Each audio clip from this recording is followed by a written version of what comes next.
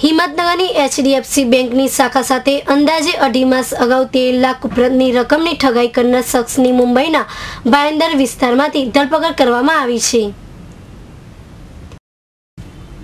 હિંમતનગરની HDFC બેંકની શાખામાંથી 2.5 માસ અગાઉ મહારાષ્ટ્રના ભીમડી ખાતે આવેલ LICના ચેક નંબર 832417 નંબરથી ₹10,000નો ચેક બોમ્બેના ભીમરાવ કામલેને તારીખ 28/4/2012ના રોજ ઇસ્યુ કરવામાં આવ્યો હતો।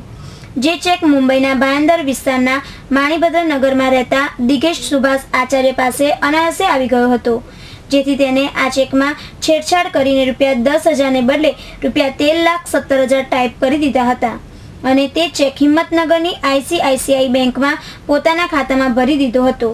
ત્યારબાદ ચેક ક્લિયર થઈ જતા નાણાં પણ દિગેશ આચાર્યએ ઉપાડી લીધા હતા, જે અંગે હિંમતનગરના HDFC શાખાના મેનેજર જીગરભાઈ ચતુરભાઈ પટેલને ખબર પડતા તેમણે ટાઉન પોલીસ સ્ટેશનમાં ગુનો નોંધાવ્યો હતો, જેથી પોલીસે દિગેશ સુભાષ આચાર્યને મુંબઈમાં આવેલી જોગેશ્વર પોલીસની મદદથી તારીખ 3 ઓગસ્ટના રોજ પકડી પાડી ટ્રાન્સફર વોરંટના આધારે હિંમતનગર લાવી રિમાન્ડ મેળવવાની તજવીજ હાથ ધરી છે। હિંમતનગરના પ્રતિનિધિ સુરેશ થોરી સાથે અર્ચના નાયક, સિટી ન્યૂઝ હિંમતનગર।